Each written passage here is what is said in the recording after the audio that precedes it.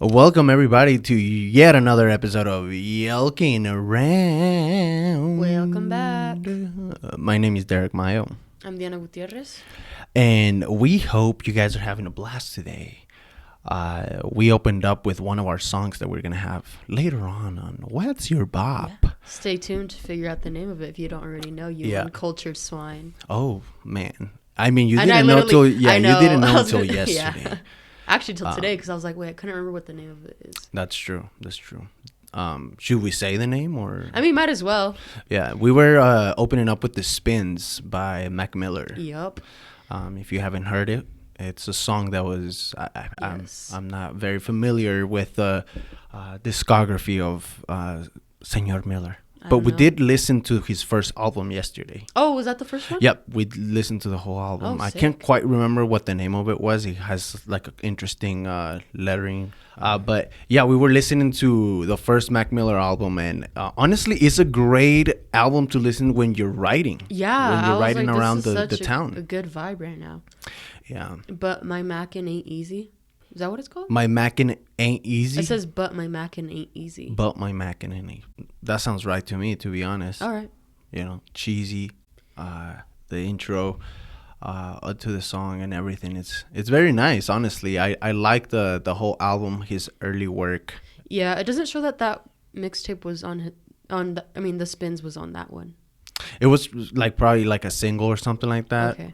Maybe, but I don't that know. song was sampled from an Empire of the Sun song. Yeah, we were talking about that yesterday. Also a great I don't know what to call them, a band, because they also do a lot of like electronic sounds to their music. A group. Yeah, a group. Yep. Yeah. And Empire of the Sun also has fucking great songs. One of them being Walking on a Dream. Yeah.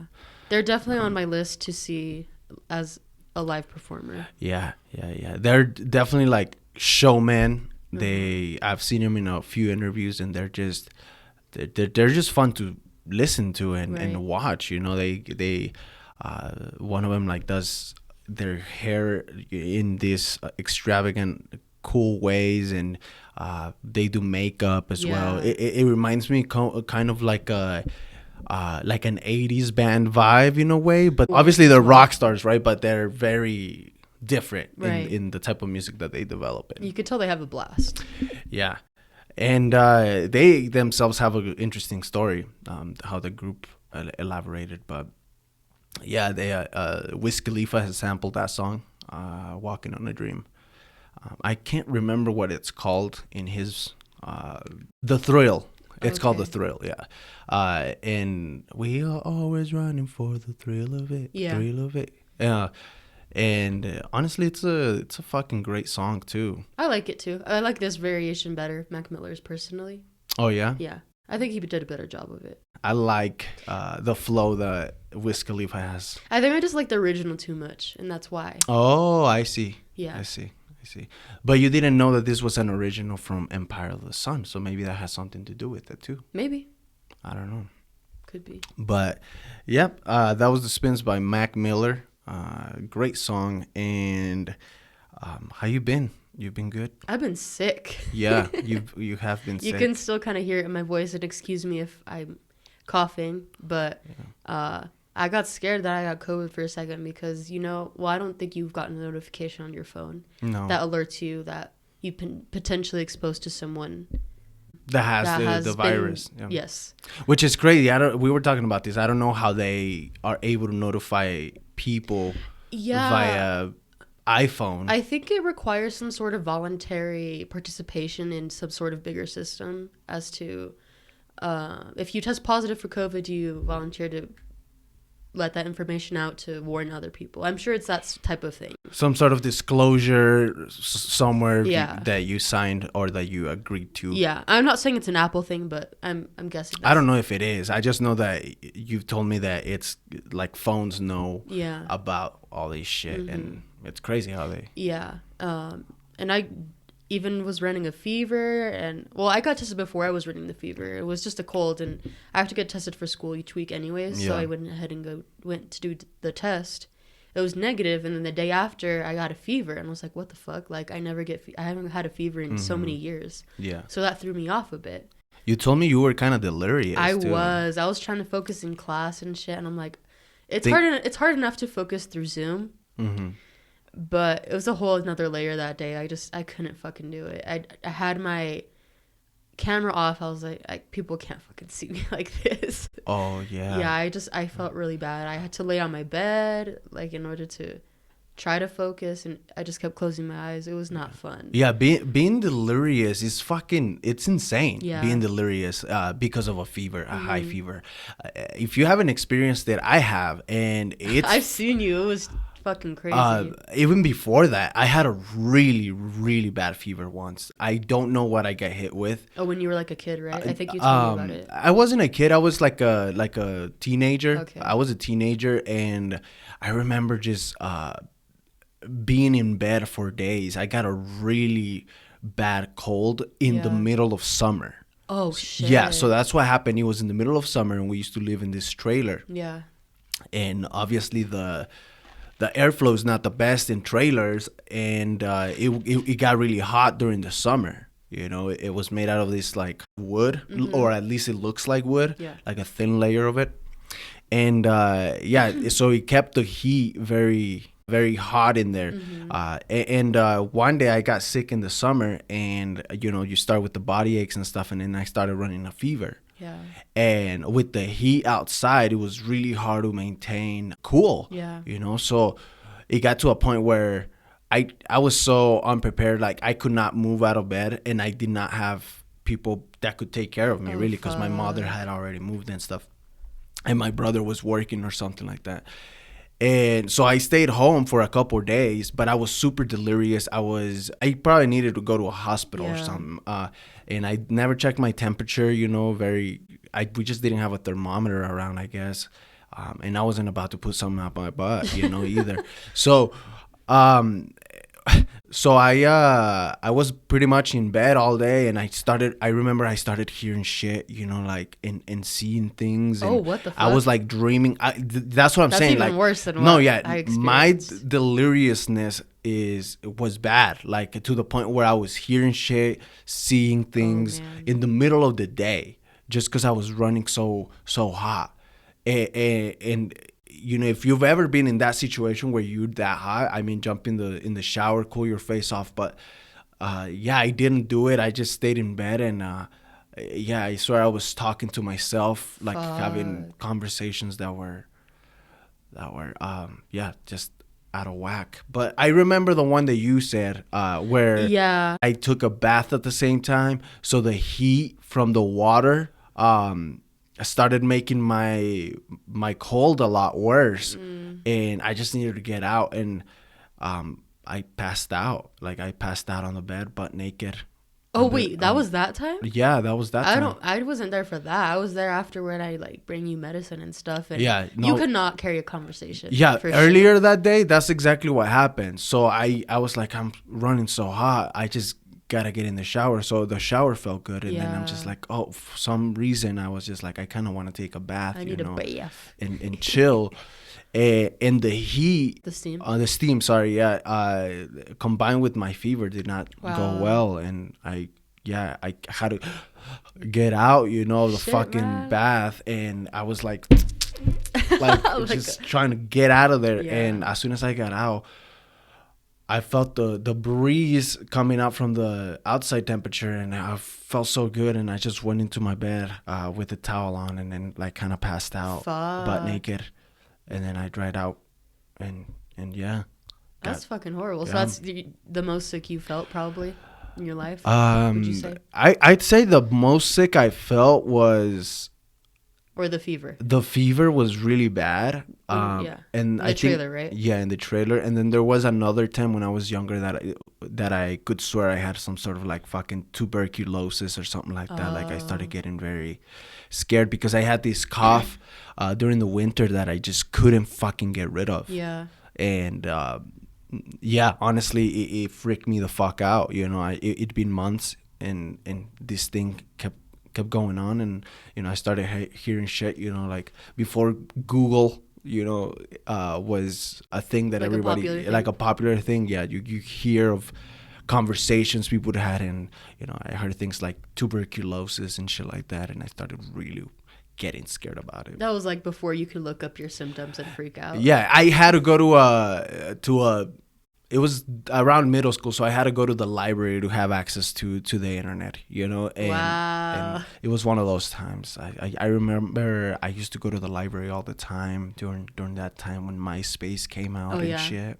Check your profile, update your best friends list, cause some drama. Exactly. I didn't know how to use it. I mostly used it as a creative, expressive way, on my site. You know how you can trick out your profile and shit. Honestly, I never had a MySpace. I only you never did? No, I only know the generics of it.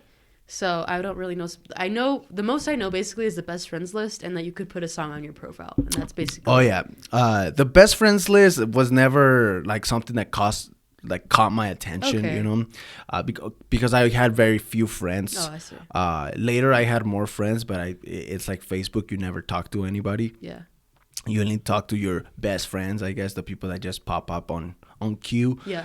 But the cool thing about it is that you could you could trick it out. You could have these backdrops on it, and the backgrounds that some of them had the ability to have certain features. Your songs appeared in one space, and if you clicked, and I don't know, there was a lot of things that you could do with it, and you would have to go to these websites and copy and paste the link. Oh shit! Okay. to the background and style. Very customizable. Very customizable, and I think that was a big part of it. I wish Facebook was a lot more like that. That would be kind of cool, actually. I've heard a lot of people say that. Is MySpace still up and running? I if I'm not mistaken, I think it is. Wow. Last time I checked, I don't think it's the same thing that it used to be anymore.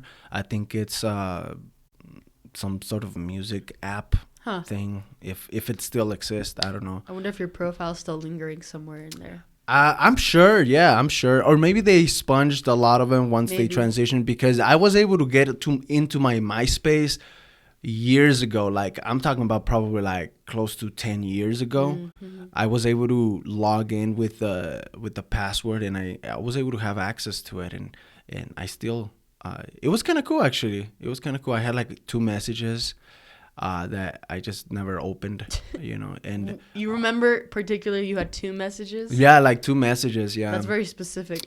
Yeah, something to remember. Well, it's very easy when nobody used to message you, so it's very easy to remember that. Okay. I was actually kind of hyped. Like some dopamine hit me, I'm like, oh, I got a notification on MySpace. That's how they get you. But yeah, I remember logging in, and that was pretty much the last time I did. I don't know why I fell off of it, honestly. I just I was so weird when I was younger. Like, I didn't have a phone for a while. Phones were accessible nowadays, at that time, sorry. And I remember my little brother being more into, Brian, my middle brother now, being into the phones. Yeah. He had the fucking, the one that looked like a breadstick, and you would flip, the juke, I think it was called. And I just didn't care for them. I didn't care for conversations that much. And I my first cell phone, I got it when I was maybe like late junior year. Mm-hmm. And I didn't use it. I had very few contacts and stuff like that. Little did I know that that's how you made friends and go on dates and shit like that. Well, I think another factor is that I'd say at least this past decade, phones have become, over the past 10 years, phones have progressively become more of a necessity than before. Yeah. So that's a big factor. Like, that's probably why you didn't get one. You're like, I don't really need that. I didn't, honestly. I was very simple. I was very simple. I would go practice and do my activities, and being on my phone wouldn't be one of them. It was so weird. It was just That's probably for the best. Yeah, it was nice. It was nice. I had a lot of fun not being always on my phone, but also a lot of people were on their phones that I didn't know. And like, if you wanted to text someone, like have a conversation with a girl that you like, that's the way that you did it. And I didn't know that, I was like, it limited your polling abilities. Like I was very, yeah, I didn't do much dating during that time because I didn't know the secrets of it all, I guess. Or the tools. You didn't have the tools. Well, I had the tools. I had the phone. I just didn't. Oh, you did have. Yeah, I had the phone, and I could have gotten great conversations out of it, but yeah, I just didn't think of it that way. Other people were communicating, going on dates and shit. Damn. Probably for the best. Yeah, I was gonna say. Probably for the best. You probably didn't miss out on much. Yeah. Well, let's start getting into some news. Why not? Let's do it. After that big old tangent. So that always happens, but I don't mind them. But are you feeling better now? Yeah, today's the day I feel the most better. My voice still sounds very, very not like me. So. Yeah, it's weird, huh? Yeah, how you I don't like it. perceive your voice. Yeah. I don't know what it has to do with. Maybe it's because there's your pathways, your nasal pathways. Yeah, that's what it has to do with that. I just have congestion still a little bit. Maybe because I do hear it. So that means that there is something different in the way your voice is being projected. Yeah, well, I called my mom earlier and she's like, "Oh, you still sound sick." I'm like, "Yeah." Yeah. I'm like, "Yeah, but I mean, I don't feel that. I don't feel too terribly sick. I feel fine." Yeah. But she could definitely tell. Yeah. Well, and it's weird because when you blow your nose a lot, I feel like that's when you start getting it because it actually like swells up. I feel your nostrils. Yeah, I think like the constant, I don't know what you would call it, expulsion or blowing of the nose. Yeah, it has to have some sort of irritation. Yeah, it makes sense because your nose gets irritated after a while. Like if you use shitty tissues and shit like that. Yeah, like you get you some good quality tissues if you're sick. Yeah, exactly. I mean, it's an investment, honestly. But yeah, I would say that having tissues around, it's so nice whenever you're sick. Just like a angel's kiss on your nose, instead of a little kiss. Now kiss. Little pat of love on your nose. Extra comfort, yeah. Some people just use towels, what? To blow your nose? I mean, I've been there. I've never done that. I've used the towel to blow my nose. Wow. It's not the greatest of feelings. And when you're desperate, man. That's all I'm going to say. Okay. When you're desperate, you're desperate. A lot of people use the technique when I'm alone, like when I can be nastier, than usual. I use the old farmer's blowout technique, mostly because you're not touching your nose. So it is gross, but there is a reason why to do it. You blow your nose that way, and then you don't have to be rubbing your nostrils with Kleenex all the time, or you're with toilet paper or whatever. Then you do this on a sink. And then you wash it. And then instead of using, napkins and stuff like that, you're actually using water and cleaning out your nostrils every time. Like actually cleaning out your nostrils. And I feel like that works for longer and better whenever you have lots of mucus. I'm not a doctor. That's just, that's just a household remedy that I know. So, but yeah. And, that doesn't sound But don't blow your nose with towels. That's not okay. That was a desperate moment, but moment of weakness, yeah. Or napkins, like that's the worst thing you could do. Napkins on your nose. McDonald's napkins. Oh fuck. When you're hella desperate. I've used newspaper. Yeah, newspaper is terrible. Fuck that.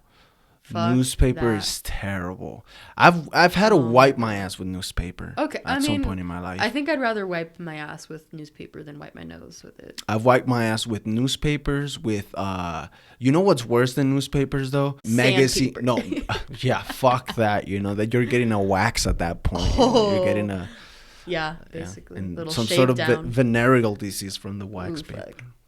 Sorry, but what? I don't know what I was saying. Sorry. Honestly, I'm probably something stupid. No, magazine paper is worst. Actually, you've done that? Yeah. Oh shit! I've never had to do that. Desperate moments come from desperate times. That's all I'm gonna say again. Shit, man. Yeah. You've been through it. Yeah, I've done a corn husk. Oh, that's a very Mexican thing. That doesn't I've done the corn husk, wiping your ass with the corn husk. I'm just happy for TP. Actually, I was thinking about it yesterday. I'm like, who invented toilet paper? I don't know. They must be fucking racking right now, or their family has been. Who do you think invented toilet paper? T-Pain. TP. If you were to take a guess of who invented toilet paper, who would it be? Some dude named Gerald. I think it's the Chinese. Oh, you mean ethnicity wise? Country, yeah, ethnicity. Fuck. Paper inventor. Let's see. Not European, because Europeans be nasty. Actually, it is an American inventor. Oh, interesting. Joseph Gayety. Gayety. Gayety. Oh, that's an interesting last name. Was an American inventor credited with the invention of commercial toilet paper. What year?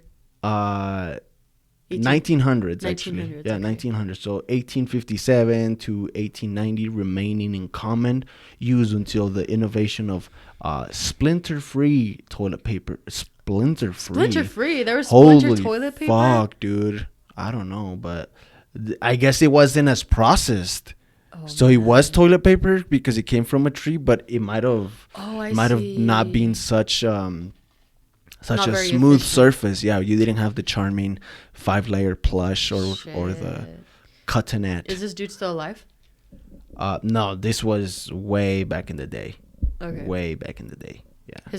He probably has some kids that are fucking racking right now, especially during COVID. Yeah. Shit's running out again. I keep seeing these pictures on like Facebook and shit of meat in grocery stores running out. Oh, really? Of meat and groceries and shit like that? Fuck, man. Here we go again. I know.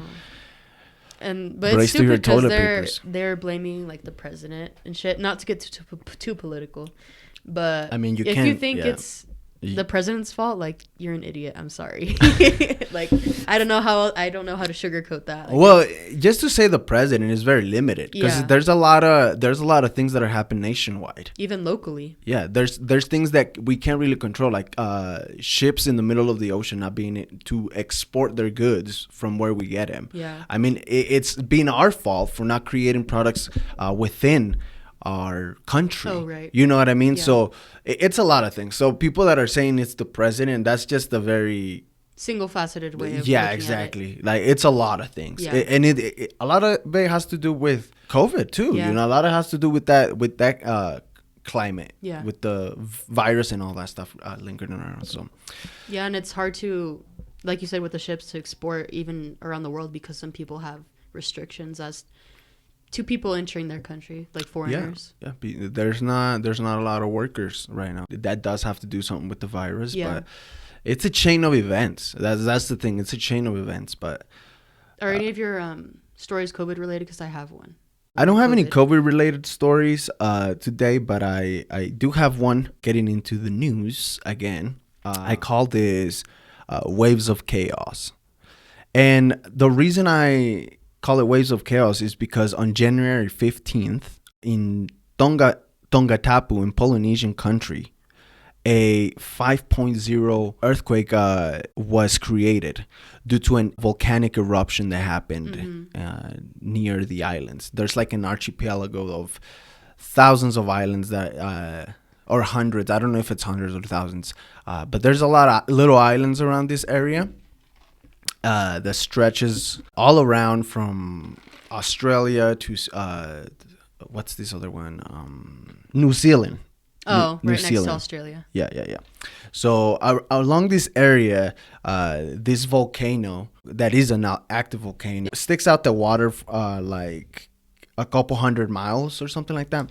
So the volcano is underwater, but it sticks out 100 meters into the atmosphere, into the regular surface. Yeah, and it erupted.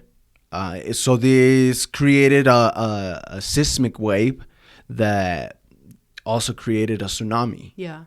So the Tongatapu is basically one of the islands, one of the main islands around that area that was affected by this seismic wave, by this tsunami.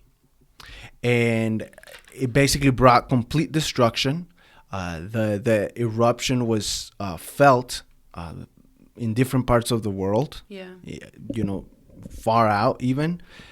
And you were saying that some people might have even felt it in Colorado, but I don't know about that. To me, it's a little bit of a stretch, but I'm not sure. Well, California was under a warning. Yeah, California, Peru, Alaska, everything on the west coast, yeah. was on tsunami danger. Yeah. And I actually found out what the word tsunami meant during the week. The worst tsunami? The word. Oh, tsunami. The word. Okay, what does it mean? Yeah, the word tsunami means, it was first introduced in the 19th century. It is a Japanese word. Mm-hmm. Around 1896, the word tsu is harbor. Okay. And then nami is wave.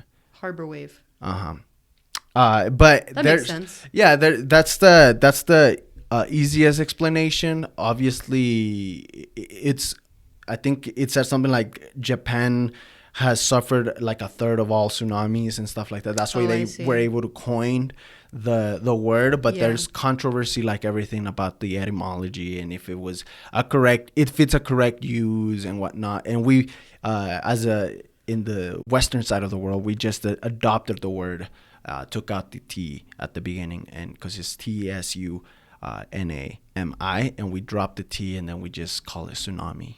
So Why are we even fighting over that? Yeah, nobody's really fighting. People just have discussions of whether or not tsunami is a correct term for what happens, because tsunamis not only happen in Japan, they happen everywhere. So yeah, that's the argument. It's scientific nerd stuff, but apparently this volcanic eruption, it got ash everywhere basically, and there was ashy sediments all over. So on top of being completely flooded and having their houses destroyed, there's also these fucking cloud covering the sun everywhere. So they said that it looked like it was night all the time. Like, that's this is straight up out of an apocalyptic fucking scene. Yeah, it sounds like Apocalypse Now. Yeah, it was not a pretty sight. It was not a pretty sight. There's dangers of not only no communication, because at the moment of eruption, one of the wires that connects people to communicate, to have internet, all this stuff, was completely destroyed. Shit. So they don't have any communication within islands, and this happened between islands. Yeah, islands and stuff like that, because they're all connected. I'm sure that they use the same sort of communication source. Yeah, and so this happened, and they say that it's one of the biggest explosions that has been ever recorded in the past 30 years. Wow. That's what experts say, that it's been one of the biggest eruptions that they've seen in 30 years. That's fucking terrifying. Yeah, it's people in Peru, there was like 2 people in Peru that died because the waves that got to them were too big. I think they were just in the beach and they were just not aware, and they went missing. And died, yeah. And I think there was like some sort of oil spill too around that area. Oh man. Yeah. So this doesn't just have catastrophic events on that side. It has spread out, like the wave that it is. It's just that huge. Yeah, it's that huge. And this is an area where this is very common. This has happened before. I think if I'm not mistaken, in 2009, the eruption that happened at that time formed an island even. Oh, shit. Yeah, so there's... and then in 2015, it created another island that ended up connecting other two, wow. It's just crazy the amount of power that comes out of the earth and just shifts everything, basically. Fuck shit up. It's like, you see that happening, what can you do? You can't do anything. No, you can't escape that. You can't get out of the country. What fucking plane is going to be flying in that? Like, it's inevitable. You're going to get wrecked. Yeah. That's so sad, thinking about all the people that got affected by that. Yeah, there's a lot of people, and Australian authorities have, kind of gone into it and, are trying to help out these people in Tonga, because it is completely horrible. It's fucked what's going on over there in Tonga. Ooh. I actually have a story real quick, if you don't mind me reading it to the public. It's an insane story that is correlated to this, okay? It's a survival story of the whole event, which is insane. I was reading it earlier today. So someone wrote this? So I'm guessing these guys went into this like radio show or podcast, I don't know, over there in the area, are telling their story about this man by the name of Lisala Folau, a 57-year-old Tongan man who claims he swam for more than 24 hours after he was swept out of the sea by the tsunami waves the eruption triggered. Folau, a retired carpenter who lives in a small island called Atala, with a population of about 60 people, shared his story with Tongan media agency Broadcasting. George Lavasca, whom The Guardian identified as a senior editor at the radio station, shared a translated transcript of Folau's interview on Facebook. Folau said that he was painting his house, so this fool is just painting his house, nice and nonchalantly, on Saturday evening when he heard from his brother about the incoming tsunami and climbed up the tree to seek refuge, but were caught off guard by a massive wave. He estimates more than 6 meters and nearly 20 feet high. So there being meters? Yeah. 6 meters or nearly 20 feet high. Okay. So I guess that's the conversion, yeah. And swept out of the sea at about 7 p.m. local time. Wow. Folau told the broadcasters that he has mobility issues that affected his legs and prevented him from walking properly. He could hear his son calling out of him from land, but didn't respond because he didn't want him to risk his safety by jumping into the ocean and trying to rescue him. Folau first reached ground on Toki Island. He said he saw a police boat heading back towards Atata around 7 a.m. and waved a rag at it as it passed by, but it did not stop for him. So this fool was in the water, sees a police boat, says, "Hey, I'm over here," right, with the rag, but they're not able to see him. Shit. From there, Folau said he set off for the island of Polola. So this fool swam to another island. This is another level. Yeah. A journey that lasted from 10 a.m. to 6 p.m.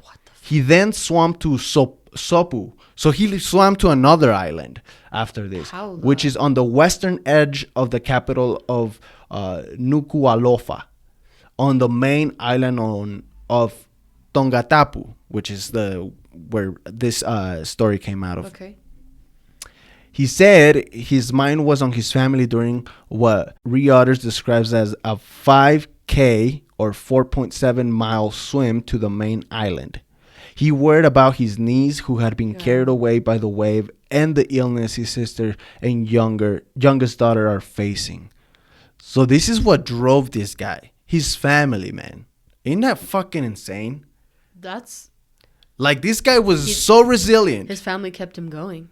Yeah. Meanwhile, we have people being petty over stupid shit with their family. Literally. And all this guy can think about is being there through the illness of his sister and younger daughter. Wow. That's what is fueling this, man. Nothing but love, man. It's crazy. It's crazy. What he did for love. Yeah, man. I mean, Folau said he reached the shore at about 9 p.m. local time on Sunday, some 26 hours after the first wave swept him to sea. How did he even stay awake that long? I don't fucking know, man. This is some superhuman shit. I can't even swim properly for like a minute or two. This fool sat at sea 26 hours, and he was physically impaired. Like he has a disability. Yeah, he has a disability. So that's just incredible. Fucking insane. Fucking insane story. He recounted crawling from the beach to the end of a public road and finding a piece of timber to use as a walking stick as he sought help. A passing driver found him and, after a bit of questioning, connected him with his family. Wow. So that's a very stunning story. Ain't that fucking crazy? I was reading about this story and I'm just like, what in the world, man? Blessed. Honestly, man. And then he's at the beginning of the story, he says that he didn't want his son to see him because he didn't want to put him at risk. So nothing but love coming out of this man. He loves his family more than anything. Wow. Yeah, that's a superpower, this love for his family. Yeah, man. Fuck. That got him through. Exactly. Shit. That makes me think about a lot. Because like you said, sometimes family be petty, you know, over stupid shit that you shouldn't really be tripping about, and that's what causes a divide, I'd say. Yeah, yeah. But then when people are going through these circumstances where it's life or death, you know, sometimes the only thing you have is family and the love for them to look for, you know, and to keep you alive. Yeah. And yeah, we have to be very careful with that kind of stuff, you know. There's a lot of the times where family members are just mean to each other or mad at each other for whatever reason, and then and I'm not saying this is the case for every family. Yeah. You know, there's family feuds that are really fucked up out there, and you know, if it's hard to forgive, Yeah, purely circumstantial. Yeah, purely circumstantial. But there's a lot of situations where we are just unhappy with somebody, and you know, you never know when you're gonna lose him, and it's you know, it's very important. Yeah, it's very important. Fuck. Imagine the adrenaline that was going through his body. I'm sure that's probably what kept him awake that long too. I honestly don't know how somebody can swim that long. Like the water itself, it's tiring. You know, I don't know, but I need to go over there to learn how to swim. Well, the odds, like, holy fuck, man. Yeah, like, I bet there's great swimmers over there because they're literally surrounded by water all the time. Bro, it's also in this area called the Ring of Fire, which is like a seismic like hotspot basically. Yeah, and you know, these things are very common over there, whether it's a cyclone or earthquakes, tsunamis, you know, typhoon, all this shit that is scary. You know, the islands are great, you know, they're white sand beaches. They got white sand beaches and everything, and it's beautiful area, beautiful people, obviously, but it's a very hot zone. You know, it's very dangerous. So. Shit. Yeah. The odds were literally against him. I don't know. He has a disability. He's older. He's 57. The waves were fucking horrible. Yeah. The mental. He had no help. Yeah, the mental. He swam to fucking 2 islands. Very traumatic. Yeah. Fuck. Well, God bless him, you know, like. Yeah. He made it. Yeah, fuck, man. Good for you, homie. Yeah, I was reading this story and I'm like, holy fuck, man. Yeah, that's pretty wild. How can people, survive that? People are survivors, man. Our thoughts and prayers to the people over there. I know that I was reading in one of the biggest dangers is that there's no quality air because it's completely contaminated and submerged in this cloud of volcanic ash. No access to uncontaminated water. Sure. And obviously it's really hard to communicate because there's no way to communicate. There's no signal around there. So, and you know what's interesting? China was getting even involved with that. Yeah, it was interesting. Like there's all sorts of countries that are coming together and helping the islanders. Fuck. Yeah. Kind of insane. Moving on, I do have another news story that caught my attention. This one's a little less harsh, but still very interesting. It's called A Crabby Situation. And the reason why I call it a crabby situation is because apparently on Wednesday, the European green crab is invading the west side coast.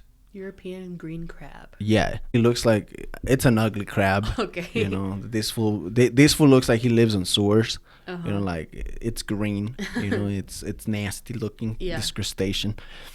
But there's dangers because they can fuck up the species around there. They're very invasive. They're worse than a X, you know, X stalker, you know, that they are worse than that. And in Washington State, they're trying to take action to completely destroy this infestation.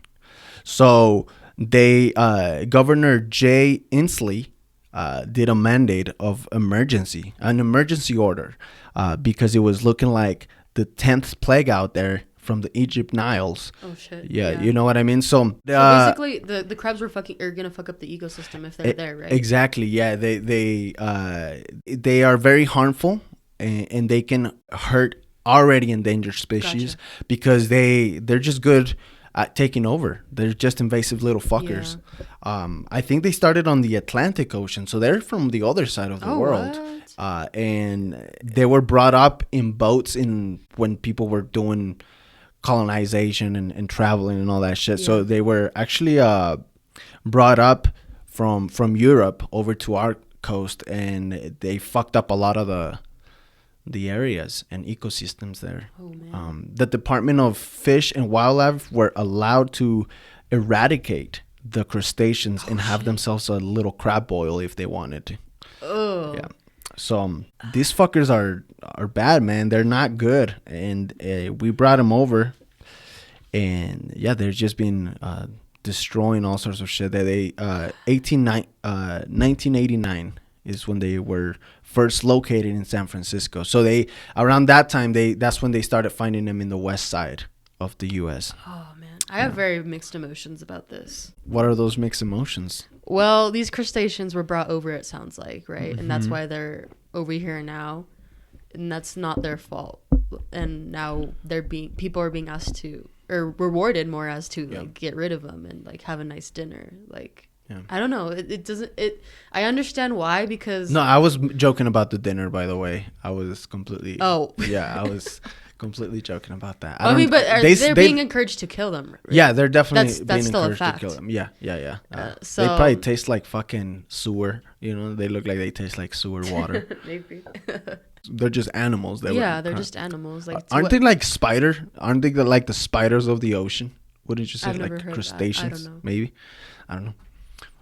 But yeah, they are getting fucked, and it's an emergency order, so they're definitely fucking them up. Do you know what species are in danger? I'm pretty sure that there's a lot of them because they fuck up a lot of things. But there was one. Oh, here it is. Okay. The crab was blamed for wiping out soft-shell clams in the East Coast in the 1900s.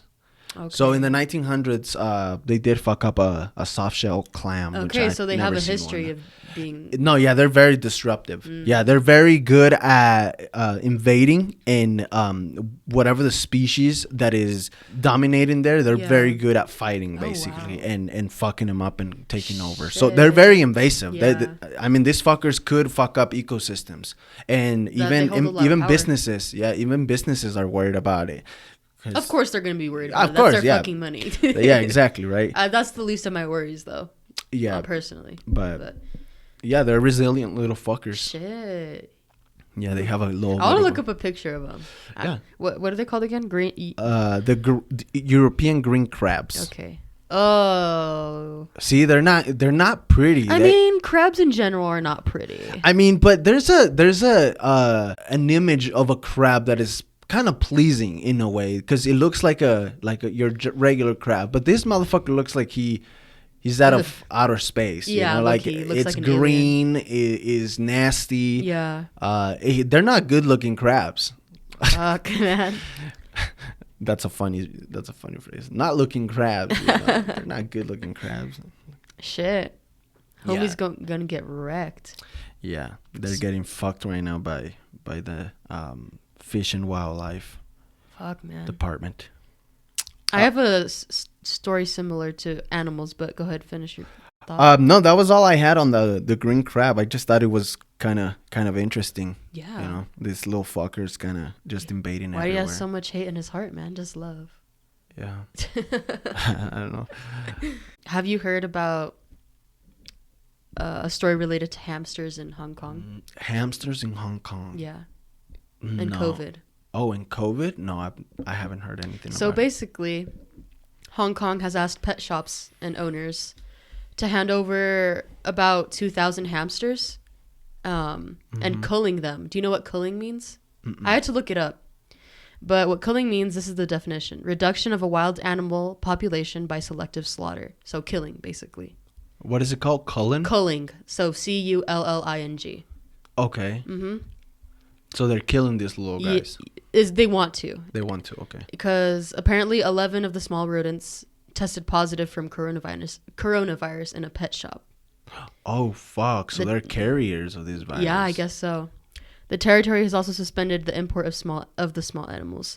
Authorities announced the decision Tuesday after the city's health experts found 2 groups of hamsters, which originated in the Netherlands and arrived in Hong Kong on December 12th and January 7th, to be quote-unquote high risk for carrying the novel coronavirus.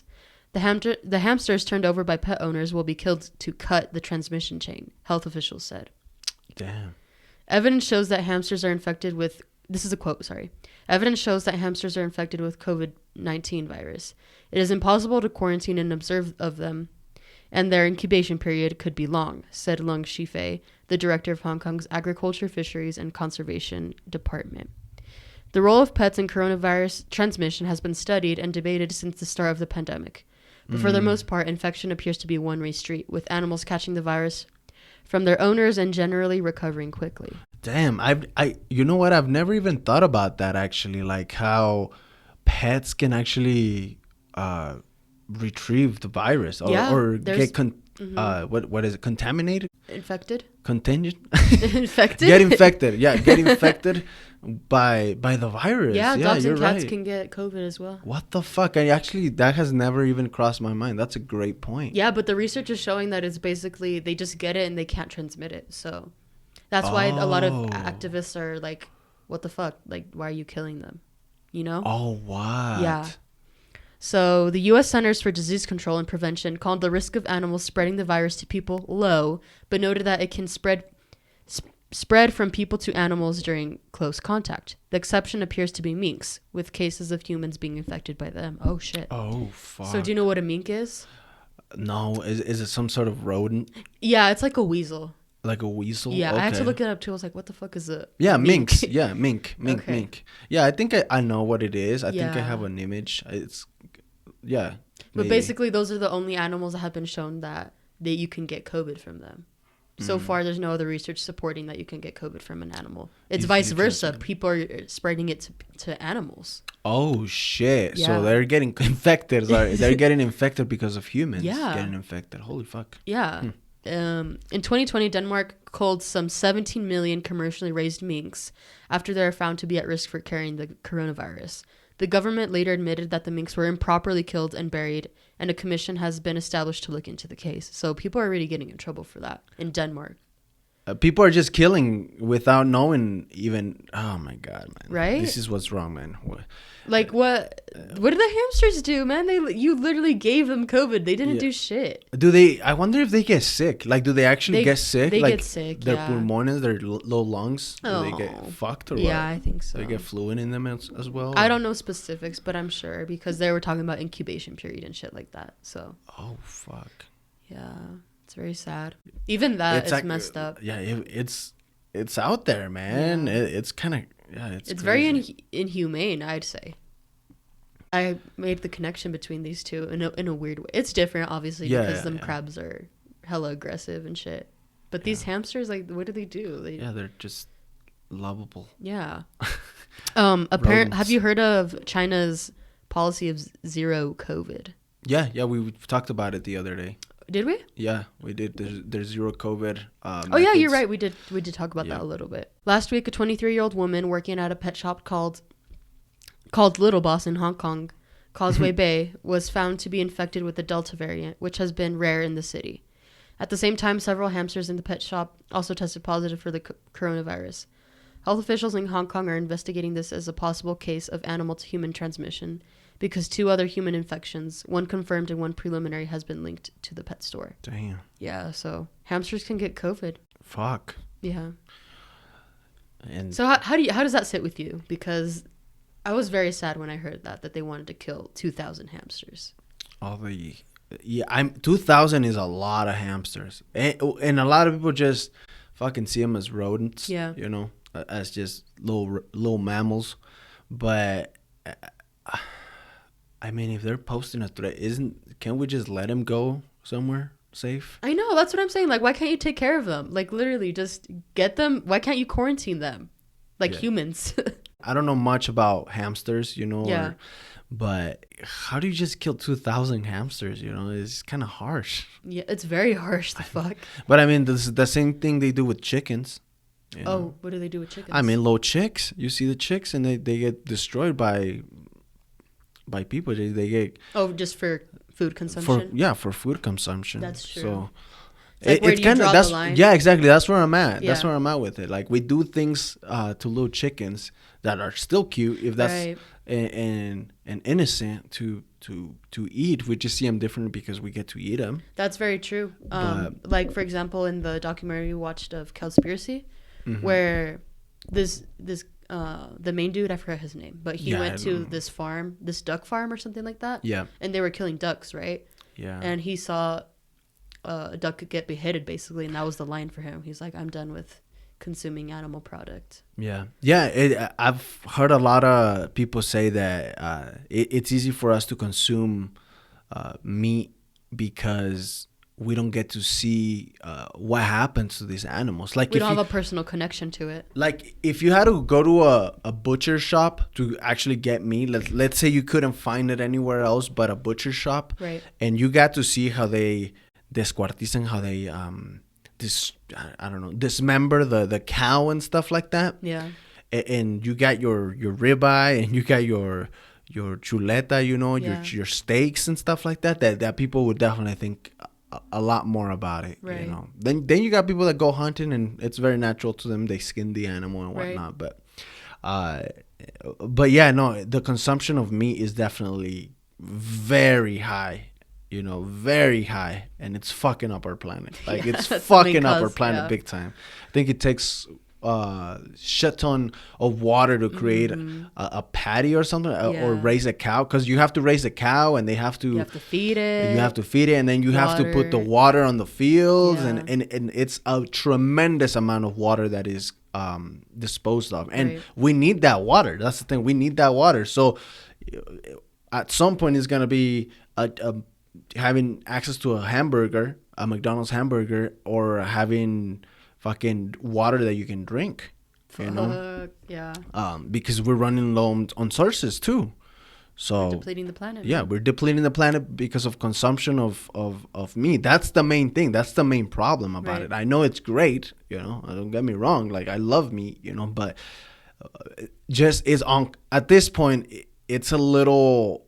What's the word I'm looking for? Unconscious? No, not unconscious, but negligent. It's negligent, yeah, from us not to take care of our planet by not changing our eating habits, just a little bit. We were talking about it. That's where we started going into vegetarian cuisine, because we saw this documentary, and this shit is serious, man. This shit is serious. Like, this is nothing to play with. Like, your consumption of meat is fucking up the earth. We're fucking destroying the Amazon because we're having to plant or make fields so that these cows can graze and whatnot, just because of our consumption of meat. You're getting a fucking hamburger for a McDonald's for $1 something. Like, there's a reason why it's affordable, because of how much we're taking away. Like, because it's just how harmful it can be. Yeah, how harmful it is, and how everything gets basically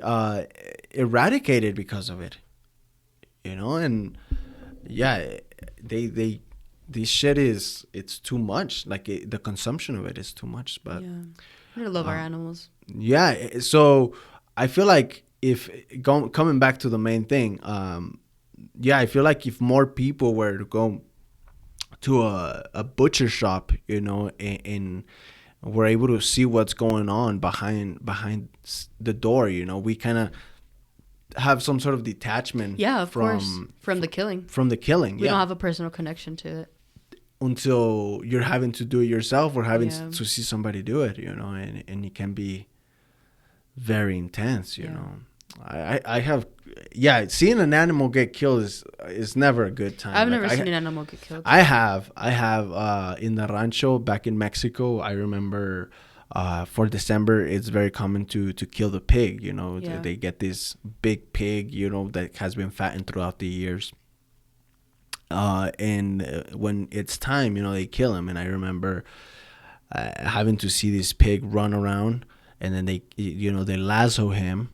And then they tie their hoofs, in a particular way. And then I remember my uncle having to go in, like, underneath his sobaco, his armpit, and then just, putting a dagger. Pinning him. Oh, putting a dagger through him. And how old were you? I was probably like 6 or 7. That's fucking young.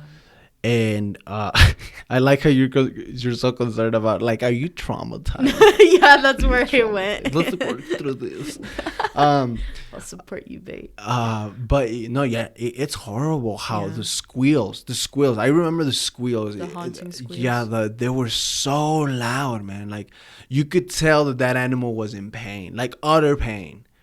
Like, it wasn't, and then he wouldn't die. He got up. He got kind of, and this fool was like running around a dagger. I wanted to live. It was insane until they grabbed him and he eventually died. And then I got to see how they remove the skin off of him, como lo destazan. You know, they drop him in this like boiling hot water. They have this boiling. This is very graphic. Warning. Boiling hot water, and then they eventually, with the sharp knife, start basically taking off the hair and stuff like that. And then they have him hung, and then once they start taking off the hair, they take out the guts. So you take out the guts. I remember you saw all of this happen. Yeah, you didn't look away. I was coming in and out of the house, but I mean, yeah, it was very interesting. Shit. So you would see. I remember going into the back, and then they just tossed the guts of the pig, and I remember looking at him on the ground, like seeing the large intestine and the livers and everything else, you know. And what fucked me up was when they chopped the head off. That's when it fucked you. Yeah, like seeing the head just there, and then it's so weird. Well, man. heads are just this big symbol of life, you know. So yeah, you're yeah, like, yeah. oh, now it's actually dead. Yeah, like, you know? now it's completely dead. Like, yeah, it was insane. And after a while, we were eating chicharrones, you know, we were eating pork rinds, and it was okay. Pork rinds are so good. And it was just, yeah, it's just very interesting, man. It was very interesting. And then the other time, there was another time. Yeah, it was in the same rancho, Brace you know, yourselves. but this time I think it was a cow. Okay. And I remember it was a more humane way. It was one of my uncles. He had a gun. I think it was like a small revolver or something like that. And I remember seeing him and seeing the cow, and then seeing how he shot the cow on the head like twice or something. Blasted his brains. Yeah. Or her brains, I guess. It's brain. Cow. Yeah. So yeah. I saw that. I remember seeing that stuff. Wow. And that was interesting as well. Very impactful. Yeah. But yeah, you've never seen anybody kill an animal? No, or never. Like that? I've never seen that. I was kind of away from all of that, I'd say. I had family that dedicated themselves to. There's this meat factory over in Fort Morgan, not too far from here, where they have this big company that all its dedication is basically slaughtering. A lot of the meat comes from there. Yeah. I can't remember what it's called, but the town smells awful because of the fabric. You know, it's a farmer's town. You know, it's more developed. It's like everything. You know, it has developed a lot more, but a lot of people work in that factory that provides a lot of jobs for the community there. Yeah. And, that raises another issue. Yeah. If you're trying to, like, say tomorrow there's a law like, oh, you have to be vegan. Yeah, a lot of people are gonna lose their jobs, but you know, you have to put it in the balance. You know, is it easier to find another job or replenish the earth and save our planet? I mean, if you're talking timeline-wise, it's easier to just find another job because saving the planet's going to take a while. But I guess what I was saying is like in an ethical standpoint. Ethically, yeah, of course, saving the planet. Yeah, so maybe, and I mean, obviously, a lot of people need those jobs, you know, but, you know, I have hope that people can find another job. And, and you know, I don't have hope for us redeeming the horrible things that we do to the earth. No, me either, because even if as much as you educate someone about the meat industry, there's going to be people that refuse to stop their meat consumption. Yeah, they're not going to stop. They're going to be very, I don't know if selfish is the right word, but I think it is selfish, actually.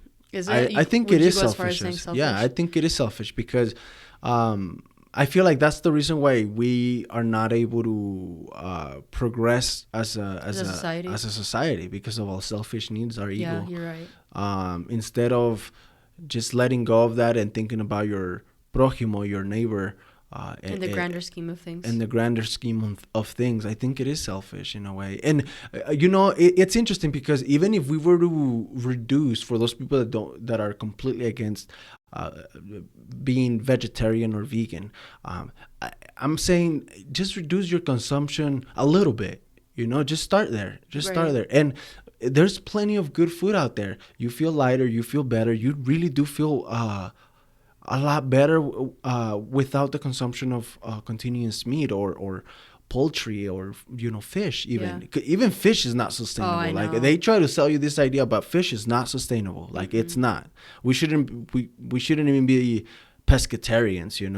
It's to that point. We're fucking up the earth. Like, and if you don't believe me, go look at some good documentaries, man, and find out for yourself. But I can tell you that we're fucking up the earth. That eating a lot of fish is not sustainable for the environment. Eating a lot of meat is definitely not sustainable for the environment. And I just think people need to be more responsible. The thing is, like, I feel like the humans, we tend to limit ourselves by this selfishness that just comes upon us, and we think about the right now all the time. I'm alive, I'm okay right now, I don't need to.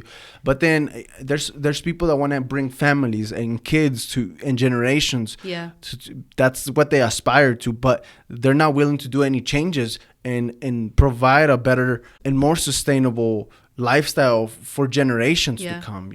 That we're gonna give our generations, the kids that you so love, the more fucked up air, the more fucked up living situations, living conditions, and we're not doing anything about it, and we don't care for it either. And that's where I'm coming from with it. That's why I think it's selfish, because yet we have a lot of people having kids, but not a lot of people doing what's better for the planet, and we just make it about, oh, it's the red against the blue, or is this against that. And in reality, it's just like, no, it's not even about left or right. It's about everything else. Right. Everything in it. Yeah, life isn't everything black in between. Life isn't black and white. Yeah. And like I said, I love meat, but I also love society, and I love the world. Even if we might be some random speck in the air, that just happens to grow humans happen to have habitable life. I still think that we shouldn't fuck up the planet the way we're doing it, and it's easy for us to say, because I'm drinking out of a reusable Starbucks cup. Are you? Oh no. Exposed. Homegirl got exposed. Yeah. But you know what I mean? It's just right. Yeah, it is very selfish. It's just, I just think people should think about it more. And like I said, you don't have to completely change your diet. Just limit the consumption of meat. That's all I'm asking for. Well, that's what we're doing right now. We're not completely vegetarian right now. Yeah, no. And for me I was actually talking to my friend about this, because she's a vegetarian. She has been, like, pretty much her whole life. And I was telling her, like, oh, I'm trying to make this transition into vegetarianism. Mm-hmm. And she's like, oh, well, I think... She didn't say this exactly like this, but she's like, I think if you say that you're going to commit to something, you should just do it right away and not do it gradually. Mm. But she did explain to me... She was, like, telling me her, like, family background. Apparently, her parents are vegans. Okay. So she always grew up with... She didn't grow up with that many... meals that were not a lot of meat incorporated. Consumption. Yes, exactly. Yeah. And I said that's the difference, though. As I was growing up, like, obviously Mexican food and a lot of different cultures' foods involve meat as, like, the central item, and, like, in a lot of different types of meals, obviously. Mm-hmm. So for me, that's why it's harder to just go from meat, having meat pretty much every day to like none of the days. Yeah, because of our ethnicity, our culture, right? Everything that has that we've learned to consume throughout the years is very meat based. Right, meat based. That's the word that I was looking for. And it's hard to get just do the transition. Rip the Band-Aid. Yeah, it's easier to say to someone, well, after a year of smoking, I just quit cold turkey. Yeah. Then for someone that they had parents that were smokers, lived in the smoke, and then became smokers themselves, and then now 12 years later they're trying to they're trying to cut the smoking cold turkey. Right. You know, it's just very different. Obviously, there's gonna be harder repercussions for the person that has been in this for longer. You know, and the same thing is with our consumption of goods and consumption of food and stuff. Right. So it's we're not asking to cut it off completely, but I feel like, honestly, I do feel like if this reaches anybody, that if you just limit yourself to consumption of meat, maybe on the weekends or maybe once a week or something like that, that's what we're trying to do. And really open yourself up to consume other things, that you might find yourself not missing the meat that much. Right. You know what I mean? And educate yourself. You know, I always look for recipes and stuff, and I've been finding actually some Mexican vegan recipes. I'm sure there's a lot of good chefs that have come up with great things for Mexican cuisine. Right. Yeah. So there's options. Just look into it. Our problem also is that we're getting all these meat from fast food places as well. Yeah, so we're feeding into their idea of consumption. Yeah. As well. So if we keep going to these places, to these joints, it's going to be just easier for them to continue this unsustainable creation of meat, you know. But then there's also something called, you know, being poor and having access. You know, I also see that side, you know, that for some reason in a lot of the urban areas that are poorer or lower income, there's a lot more fast food joints. You know what I mean? And that's why it's so cheap. It's just accessible for people, you know. And I think that if you have the money to be able to afford a boxed meal, you have the money to be able to buy something that's going to be more substantial, healthier for you. It's just our inability to I guess get up and do something about it, you know. And I know it's hard work, and I know people work long hours, you know, but it is an extra effort, you know. Yeah. And a lot has to do with circumstances, living situations. You know, there's a lot of different factors. But you know, I think if we want change, it has to start with us, you know. So regardless of our situation, we can sit here, mope around about the living situations that we're with, or we can get out there, fight, and try to do something and live our lives saying, hey, you know what? At least I tried. You know, at least I fucking tried. And I feel like a lot of people have given up and thrown their hands down. Yeah. For that reason. But really quickly, do you know if there's a vegan restaurant or vegan fast food restaurant out there? I'm sure in California. Oh, maybe. Yeah. I'm sure there's plenty of vegan fast food restaurants everywhere in California or in the West Side or areas where that's a lot more developed. There's some around here. Oh, really? Good to know. We should check one out sometime. Yeah, we should. And maybe even record it and vlog our experience if you guys Yeah, there you go. Well, I think we better start wrapping it up and go into this section called What's Your Buzz?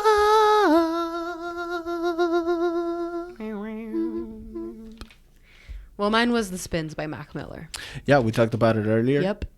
I'm thinking of doing like an investigation on a particular musician. Yeah. Listening to their albums and then doing like a podcast or video of me kind of explaining their lives or how I feel about certain works of art. So that's most likely coming in the future. You should do the album we listened to yesterday. That'd be fun. Yeah, the first one. Yeah. It's a great album. Fuck yeah. But my Mackin' ain't easy. But my Mackin' ain't easy. Yeah. Yeah.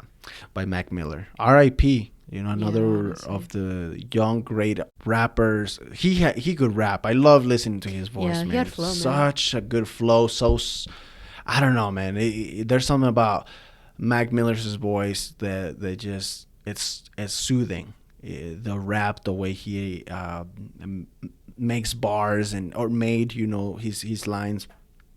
And even in this early work that he had, just very intelligent, witty, just a smart guy and a true musician. I mean, this guy was, from what I can remember, he was dropping albums after albums. Like, he was always working on something. He was doing shows, concerts, small, big, he was very active. And, unfortunately, he passed away. Same thing happened to Juice WRLD. Right. I was talking to him. I was talking about him. I was talking to him in my dreams. That'd be crazy.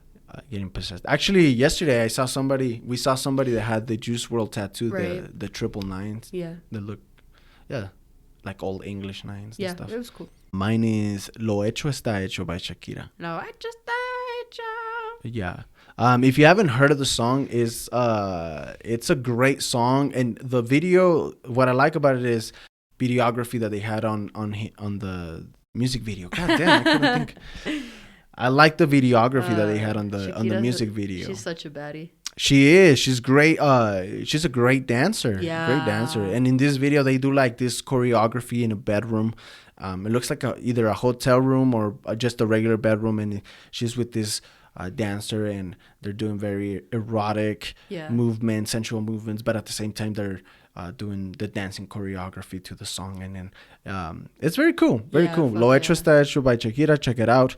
You guys can check it out on the Yoking Around playlist on Spotify. How what is it called? Just that Yoking Around? Yoking playlist, I think is what playlist. It is. Yeah, okay. Yoking playlist. I've been trying to find it. I'm like, wait. Yoking playlist is right there. Okay. But with that being said, I hope you guys enjoyed this episode. I certainly did. We had some interesting news and even more interesting topics to talk about today. But anything else you want to add before we wrap up? I think we're good.